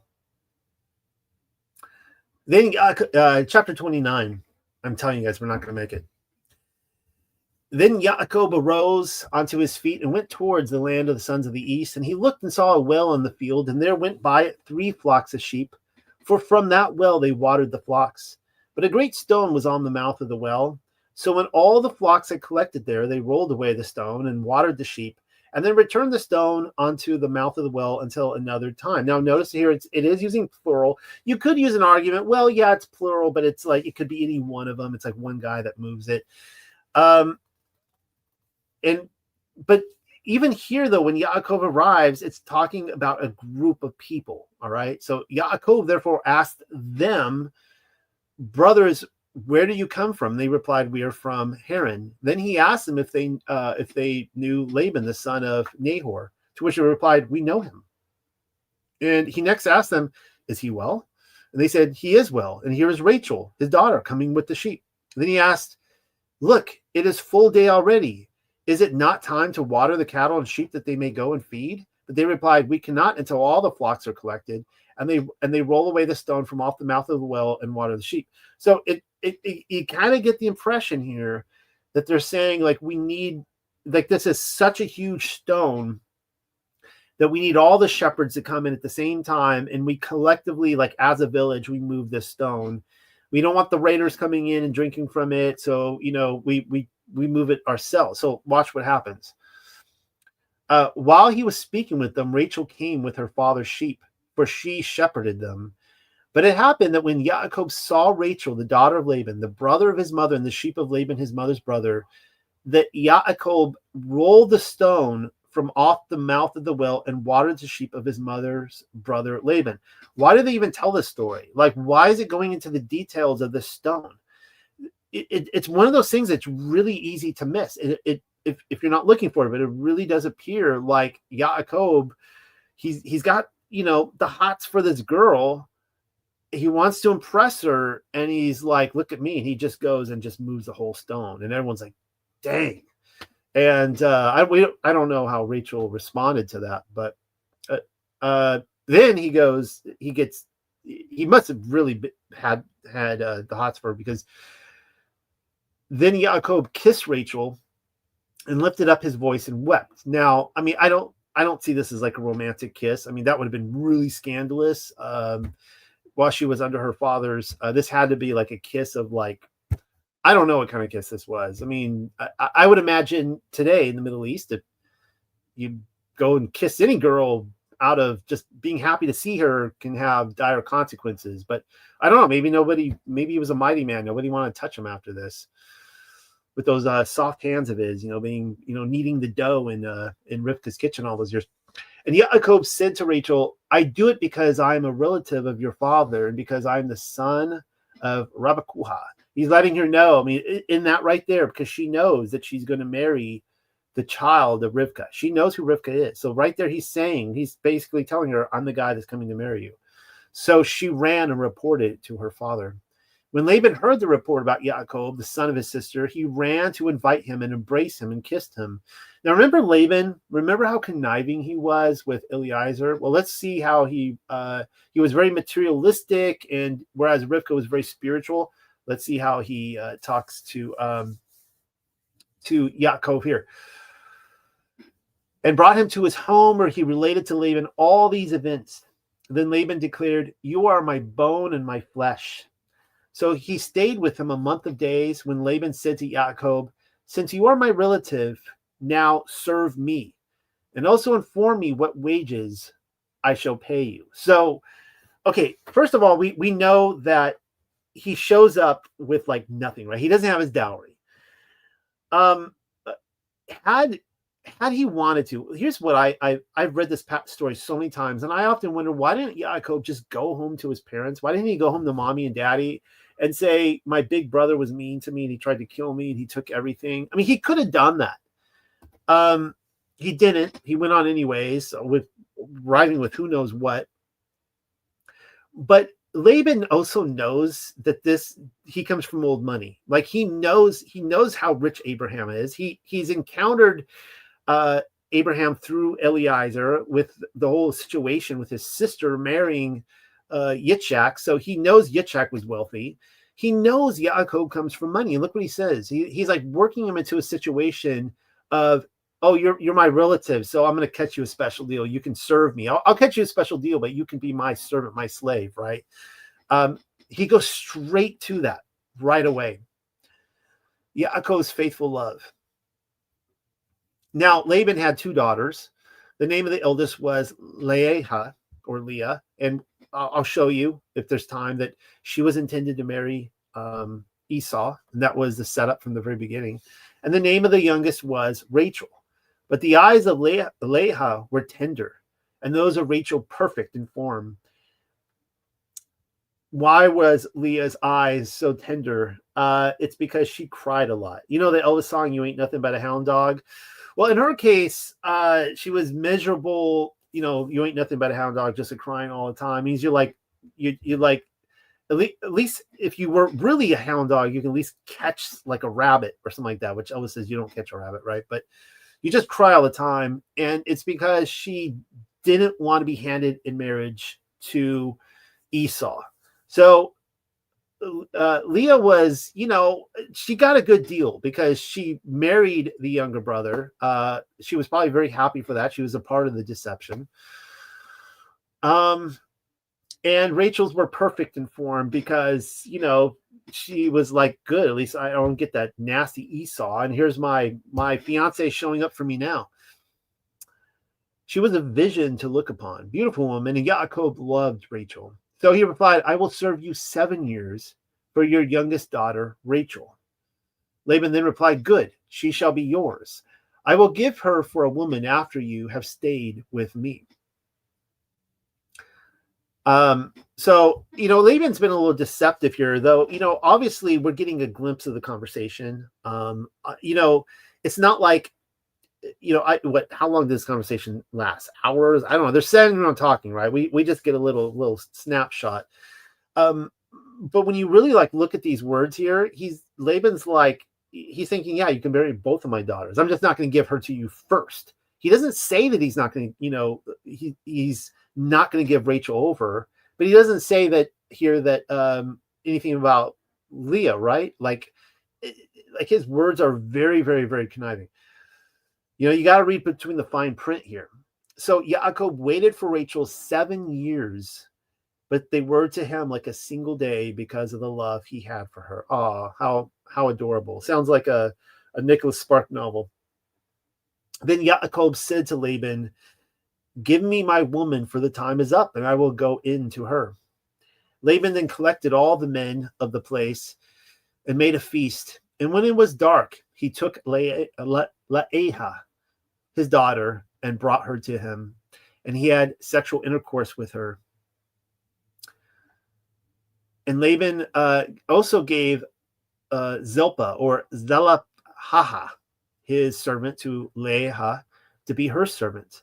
But when it was morning, he discovered it was Leah, and he said to Laban, why have you done this to me?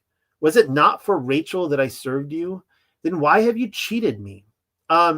Now, the thing is here is that I told you, was it last week? I said that, keep in mind, we know Yaakov, you can argue whether he played the part of the trickster or not. As far as I'm concerned, he fits the part of the trickster. You know, we can still be friends if you disagree. But he did, there was a deception with his father. We see some spiritual blindness with Yitzhak. We see Rivka, you know, working through the Ruach HaKodesh to set this arrangement, because the prophecy was that the blessing would come through Yaakov, even though Yitzhak wasn't willing to do that. He wanted Esau. He wanted the blessing to fall on him. So there was a deception. But this is like the rule of the universe here. This is the Torah of the universe. That's, you know, call it karma if you want, right? Like what you send out, you receive back. So he deceived his father, received the blessing. And so now we see, I believe this is connected directly with that. Yaakov now is being deceived. But there's a difference between what to Yitzhak's response and Yaakov's, and we're going to see that. But Laban answered, it is not our custom in this country to give the younger before the elder. Count the 7 for this, and I will give you also the other. And for her, you shall serve with me another 7 years afterward. Yaakov therefore agreed to it, that he would serve thus. So he gave Rachel his daughter to him for a woman. Laban also gave to Rachel Balahaha, his servant, to be her servant. He therefore went to Rachel, and he loved Rachel completely and served to him another 7 years afterwards. And I should point out that one of the things that have perplexed people many times is how in the world can you not, how did he not know that wasn't Rachel? Like, how did he not know? I'll tell you how he didn't know. They were identical twins, and it was dark. Now, I have twin boys, and they're not identical. They're fraternal. I am, however, married to an identical twin woman. I have never mistaken them, except for one time. I'll get to that story. When I first met my wife, going back to 1997, I talked about Princess Diana dying. I'm in London. I fly home within like the next week is the first day of school. That's when I met her. I remember the moment she walked into my life and I saw her. And I remember the Yah's actual words were to me, the moment she walked in, it was, it would have been third period. We had just had nutrition. It was science class. I wasn't supposed to be in that class. That's another story. And now I know it was the Ruach HaKodesh speaking to me. And she said, be kind to her. She's of importance to you. Those are the actual words. But Sarah didn't tell me that she had a twin sister. And so I'm walking across the campus, and one day I look across the quad and I see her twin sister, and I look at her and I'm like, that looks just like Sarah, but it can't be Sarah. And I didn't know how to explain it. I said that I can't explain it, but that's not her. I just knew that wasn't her, and I didn't go up to her. And I didn't find out for weeks later that she had a twin walking around the campus. So my wife, for the longest time, people would be like, even when we were married, people would drive up and say, hey, Debbie, and my wife would just wait. We'd all but wave back. They would all confuse her. I could always tell them apart. People would come up to me like, how do you tell them apart? I'm like, I don't know. It's easy. But there was one time though, true story. This is back when we did Christmas, and, we're putting up a Christmas tree, and her twin sister came to help us put up the Christmas tree, make an event out of it. The lights were low, it was dark. And, I wanted to go give my wife, a slap on the butt behind, like, spouses do, and I went up to do it. And then right before I did, I said, you know what? I need to check myself before I wreck myself. And I looked, and it was her twin sister. I'm like that could have been so awkward. And it wasn't, because I checked that time. But I'm saying that's how it happened. He wasn't even in his mind. He wasn't thinking. It was all dark. He wasn't thinking that he would be deceived like that, like he deceived his father with the garment of skin. He was deceived. So, she probably didn't speak. He probably went in there and did the deed. She probably was very quiet about it, and he didn't know till morning. But Yahuwah, the ever-living, saw that he hated Leah, so he opened her womb, but Rachel was childless. Now, this has perplexed me for years, and I was thinking about this week. The thing is that after Yaakov deceived his father Yitzchak grieved over it, but he followed through with his word, and he said, I'm sorry, Esau. I have one blessing to give. I gave it to your younger brother. I can't take it back. It is what it is. And from that moment on, Yitzchak kept to his word. When Yaakov did this, when he was deceived, he basically, now obviously he had a lot of children through Leah, so he had to enjoy her company to some degree. I mean, let's be honest. All right. He enjoyed being in the tent with her, but it says that he hated her. And that had to be, I guess, a very difficult, intimate love life.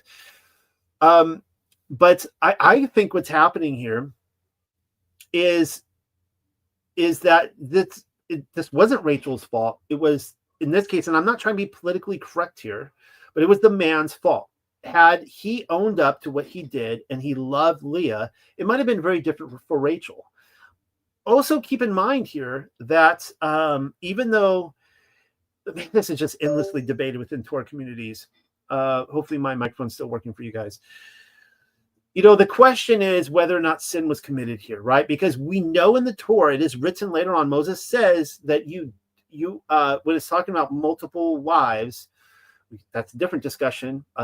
But you do not marry your wife's sister while your wife still lives. If your wife dies, then you can marry her sister. So had Leah died, he could go marry Rachel. Rachel's like, I'm going to be an old widow. I'm not going to marry another man. I'm going to wait for my man, and so on and so forth. And the thing is that because the Torah is eternal and it predated this, I think that the situation was set up in a way where he should have seen the irony, what he did to Esau, and been like, I get it now. You know what? Leah's my wife. Now, this is just Noel speaking out loud. This is my commentary. This isn't thus saith the Lord, but he would have been like, I get it. I get the irony. I too was tricked, and now I'm gonna love Leah. And the blessing is going to come through her. But he hated her.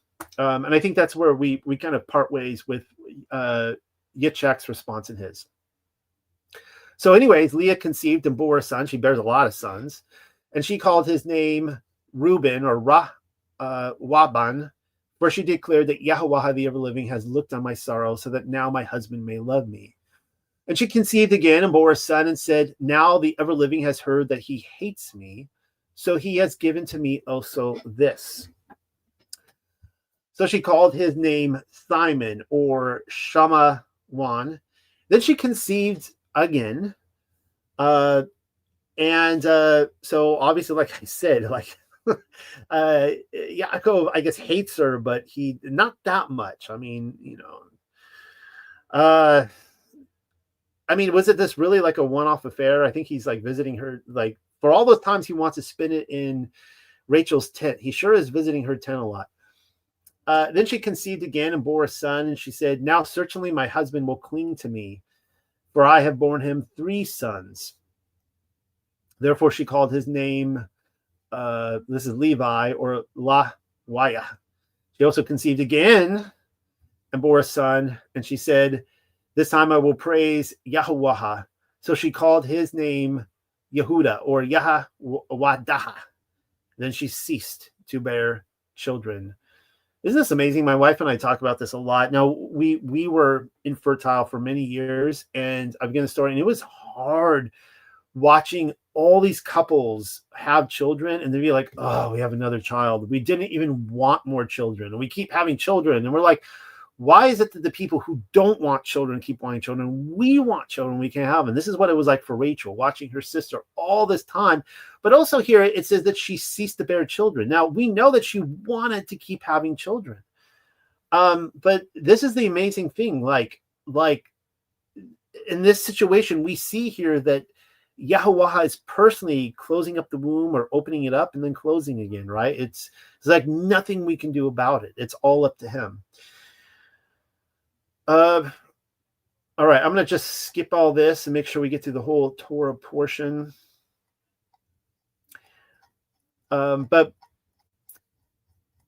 if I were to read to you the Legends of the Jews, you would see that, let's just read this here. Far different it was with Jacob. He married the 2 pious and lovely sisters, Leah and Rachel. For Leah, like her younger sister, was beautiful of countenance, form, and stature. Now, keep in mind, they are identical twins. It was just that Leah was born first. So same thing with Esau and Yaakov, right? Born at the same time. One was older. She had but one defect. Her eyes were weak, and this milady she had brought down upon herself through her own action.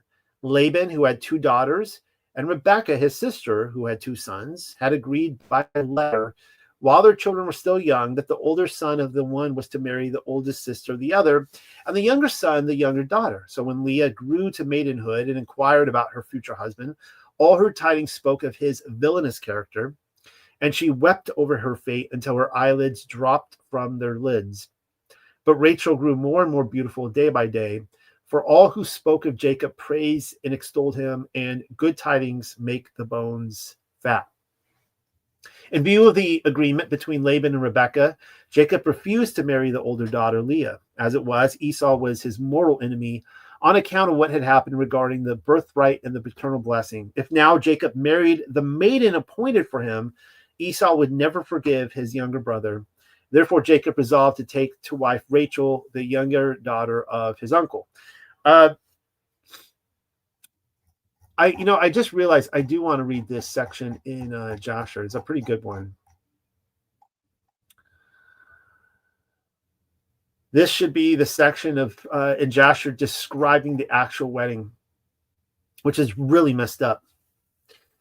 And in the 7th year, Yaakov's service, which he served Laban, was completed. And Yaakov said unto Laban, give me my woman, for the days of my service are fulfilled. And Laban did so, and Laban and Yaakov assembled all the people of that place, and they made a feast. And in the evening, Laban came to the house, and afterward Yaakov came there with the people of the feast, and Laban extinguished all the lights that were there in the house. Like, this is so messed up, because everyone, part of the hard part of dealing with this wouldn't just be that Laban deceived him, but everyone at that feast was in on it. And Yaakov would have been like, dang, like, I don't have a friend in the world. Like, everyone conspired against me to do this, to trick me. And, and they were like trying not to snicker and laugh and just keep silent the whole time this was going on. And Yaakov said unto Laban, this is when he turned down the lights, wherefore do you do this thing unto us? And Laban answered, such is our custom to act in this land. Now, keep in mind that he had just talked about the custom of the land, and that was, well, he actually says it the next day that the custom of the land is to not hound off the younger before the older, and I can believe that. That is very true. So, obviously, this one was a lie. And afterwards, Laban took his daughter, Leah, and he brought her to Yaakov, and he came to her, and Yaakov did not know that she was Leah. And of course, Leah would have been in on this too, obviously. Pretty messed up. And that could have been a part of his hating her too, right? Holding this grudge against her for being a part of this conspiracy. But again, he didn't understand the irony of what he did to his brother Esau. All right, well, let's go ahead and with the remaining time, let's finish the Torah portion with chapter 30 and 31. When Rachel saw that she bore no child to Yaakov, she envied her sister and said to Yaakov, give me children, and if not, I shall die. And this is, of course, a lesson Moses is writing to us as to, even though the Torah was not in quote-unquote writing, we see how he is showing how this eternal principles are played out, and why people who want to take part in polygyny is beyond me. I don't get it at all. If you are like a glutton for punishment, I guess, sure. Okay. But obviously marrying sisters is forbidden and a transgression. But Yaakov's anger flared up at Rachel, and he answered, am I in the place of Allahayam to hold back from you the fruit of your body? So actually, he's taking this anger out on his woman, and I put forward to you again that, well, Moses is saying so. It's because he hated Leah that he did this. That he, I'm just sounding like a broken record at this point, but he's taking it out on his wife. She therefore declared, see now my attendant Bilhah or Balahaha. Go to her, and she shall bear at my knee, so that I also myself shall have children from her. We've seen this happen in other times in the Bible, in Genesis, of having a maidservant have a child for you. So she gave to him Bilhah, her servant, for a woman. And Yaakov went to her, and she conceived and bore a son to Yaakov. Then Rachel said, Allahayam has done me justice, and also has heard my voice and given me a son. Therefore, she called his name Dan. Wow, that's really interesting that the first child that comes out is Dan. And we know that Dan did not amount to good things. Again, Balahaha, the servant of Rachel, conceived and bore a son to Yaakov. When Rachel exclaimed, I struggled with Allahayam, I also struggled with my sister. So she called his name Naphtali, or Nufa Thulaya.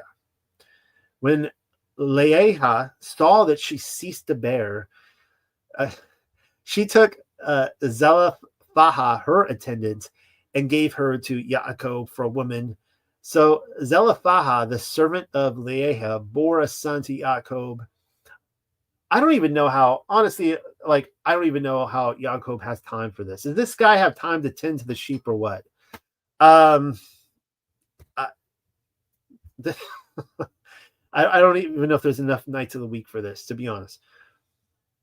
Then Leah declared, buy a troop, and called his name Gad.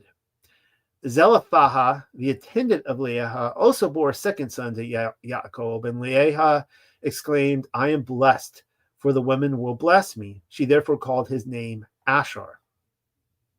Reuben once went out at the time of the wheat harvest and found love apples in the field and brought them to Leah, his mother. When Rachel said to Leah, give me, I pray, some of your son's love apples. I love that. I love how Pamela Glasgow, when she translated that, she put in the love apples there. That was great. But she said, is it a trifle that you have taken my man and would also take the apples of my son? How dare you take my love apples? When Rachel replied, come now, he shall sleep with you tonight in exchange for your son's love apples. Yaakov, you got to figure like he's going to he's trying to go to Rachel's tent, and I guess now I figured it out. I just now figured it out why he keeps ending up in Leah's tent. Rachel has a thing for those love apples, and Yaakov's like, come on, like he's on it. She's Leah's grabbing him, and man, the life this guy lived. When Yaakov came from the field in the evening, Leah met him and said to him, you must come, for I have hired you with the love apples of my son. So sleep with me tonight. And Abraham heard Leah, so she conceived and bore a fifth son to Yaakov. Leah therefore said, Abraham has paid me wages because I gave my servant to my husband. She therefore called his name, this would be Issachar, or Yasha Shakar. Leah afterwards conceived again a sixth son to Yaakov. And then Leah said, Abraham has endowed me, even me, with a good dowry, so that my husband will live with me, for I have borne him six sons.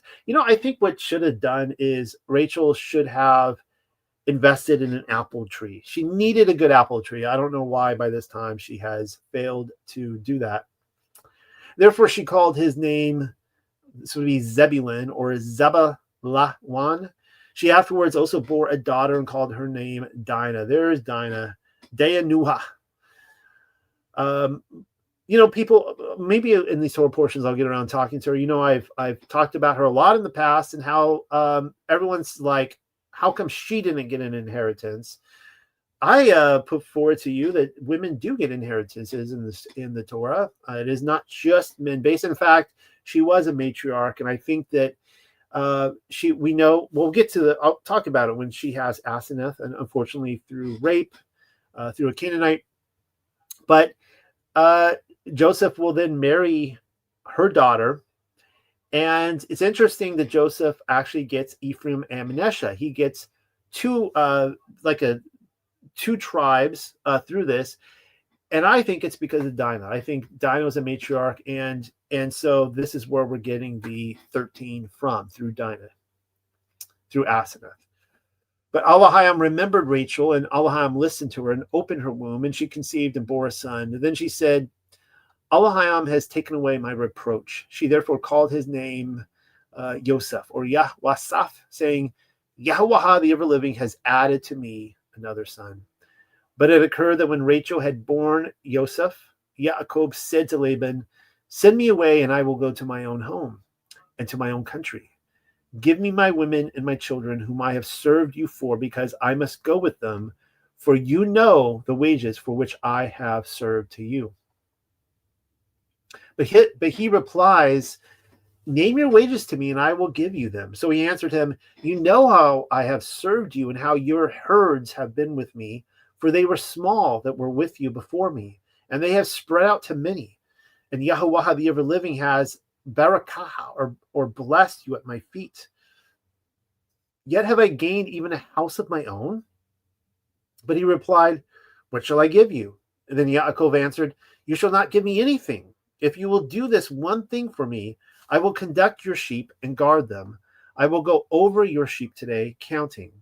Every sheep speckled or spotted, and every black sheep among the lambs, and every spotted or speckled in the rams, they shall be my wages. And you shall assign them justly to me from today forward, as my wages from you. All that is not spotted or speckled in the goats, or black in the sheep, it shall be a theft with me. And Laban replied, "It shall be exactly as you say." He therefore separated on that day the marked and spotted rams, and the marked and speckled of the goats from all that were white and all the black sheep, and gave them to the hands of his sons, and put a 3 days' journey between them and between Yaakov's. But Yaakov shepherded the other sheep for Laban, his father-in-law. Yaakov then selected young wands of willow and almond and sycamore and peeled them, peeling to the white so as to show the whiteness of the wands. And he stuck the wands which he had peeled near the watering troughs where the sheep came to drink, in the sights of the sheep, when they were hot for breeding after drinking. So the sheep were hot amongst the wands, and the sheep bore marked and spotted and speckled. Then Yaakov separated the lambs and placed the faces of the sheep towards the striped, and gave all the black among the sheep of Laban to his own flocks, and did not assign them to the sheep of Laban. Thus, when any of the strong sheep were hot for union, then Yaakov placed the wands before the eyes of the sheep near the troughs or the troughs to inflame them among the wands. Before the feeble of the sheep, however, he placed them not. So the feeble went to Laban and the strong to Yaakov. Thus the man increased very much, and he possessed many sheep and women and men, servants and camels and asses. And this is, we still got chapter 31 here. But he heard the words of the sons of Laban speaking, Yaakov will take for himself all that our father has, and from our father possessed he has made all his wealth. Yaakov consequently regarded the face of Laban and perceived it was not with him as formerly. Then Yahuwah the ever-living said to Yaakov, return to the land of your fathers and your birth, and I will be with you. So Yaakov sent and called Rachel and Leah to the field of his sheep and said to them, I see that the face of your father is not with me as formerly, but the Elohim of my fathers is with me. Now you know that with all my strength I have served your father, but your father has deceived me and changed my wages 10 times. It seems like this story here is that, I commented my perplexion at the fact that Yitzchak, his father, seemed to be spiritually almost asleep in some ways, a little bit deceived, whereas Abraham, his father, wasn't. But here it's like even more manifest with Yaakov. And we're watching over these years, as the years progress, 7, 14 onwards, that he goes, from being asleep, we could call like a blue pillar today, to waking up. There's this waking up process that we really see happening in the world right now, where more and more people are waking up to their slavery, the fact that they have been enslaved to the system. And it seems like he's just now putting this together, really. Allah Hayam, however, did not allow him to do evil to me. For when he said, the spotted shall be your wages, all the sheep were spotted. But if he said, the streaked shall be your wages, then all the sheep were streaked. So Allah Hayam took away the flocks of your father and gave them to me.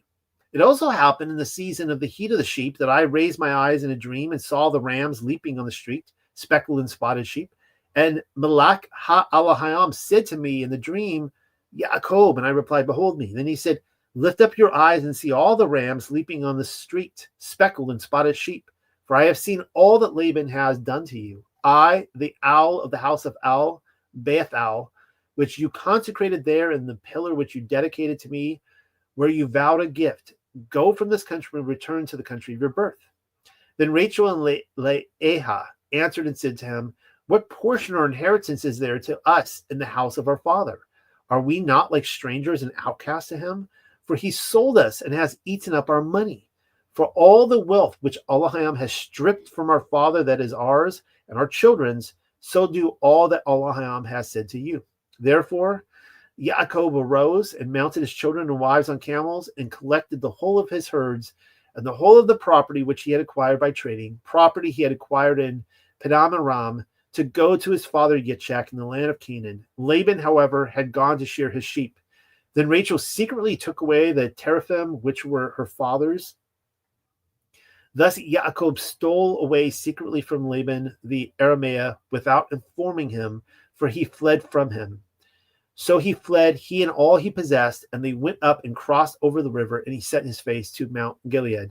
I don't know if I'm going to be able to get there tonight, talking about the teraphim, which were her fathers. Again, this is perplexing that Rachel and Leah still don't seem to have, maybe it's because they're still in Babylon, but they're still worshiping, it seems like, their father's gods. Remember Abraham destroyed his father's idols, and they're just really the idols. And of course, these we read in Jasher were actual like human heads that they would like salt to maybe shrink. It would be sacrificed babies or children, and they would cut off the heads, and they would place like silver or something on the tongue, and they would have like some sort of maybe message on there. And apparently these would spirits would enter these, and they would read fortunes to them. And so here she is taking her father's gods with her. She's obviously bitter at her father. Rachel seems like she's got a lot of emotional baggage, some daddy issues. Her father has stolen from her, taken her inheritance, all these things. I don't know if she's thinking like this is like pure revenge, or is she still not really understanding how her husband has gotten all these blessings from Yahweh. I don't really know what's going through her mind, or if I should even try to figure that out for that matter. So he fled, he and all he possessed, and they went up and crossed over the river, and he set his face to Mount Gilead. But on the third day it was reported to Laban that Yaakov had fled. I feel like I'm reading, hold on, am I reading next week's? No, I think this is this week's. I'm going to just try to get through this whole thing. I think this is still this week's Torah portion. Man, look how much I skipped. I'm gonna end it there actually, and I think this is a good place, and I'm gonna just pick this up next week. So yeah. So if you guys, homework assignment, if you guys want to finish this on by yourself, yeah. Anyways, we're gonna end it there tonight. Hope you guys enjoyed this. Covered a lot of material. I told you we weren't gonna get through the whole thing, but nevertheless, we did get through some good material. I wish there was more time in the week. We'll do this again next week, and I have a lot more interviews coming up that I hope you guys are going to enjoy. I want to just start digging back into texts again, like extra biblical books, and just reading through them, kind of like we did tonight, and putting a focus on that. And I have so much research that just have been sitting there for months that I've completed that I haven't even made presentations on. So I have a lot to cover in the upcoming months, and stick around, everybody. Like and subscribe. Like this video, please. Subscribe if you haven't already. Hit that, smash that button. Good night, everybody. Have a good Sabbath. Hey guys, Polyhard here, and I just want to let you know you have the opportunity to be awesome. How can you be awesome, you ask? Well, by supporting our work in the ministry, by going to the links below here and saying, you know what, I would like to see the entire Paleo-Hebrew Bible come out, and I want to see all these other Bibles and books and works that Noel's doing and have them edited, and we're doing that by supporting Pam and Rebecca and also the rest of everybody else. So please go below and pray. Say, you know what should I do? Should I give $1? Should I give nothing? Should I just pray harder? Should I give $5,000? Whatever he directs you to do, let's do that. Have a good day. Bye.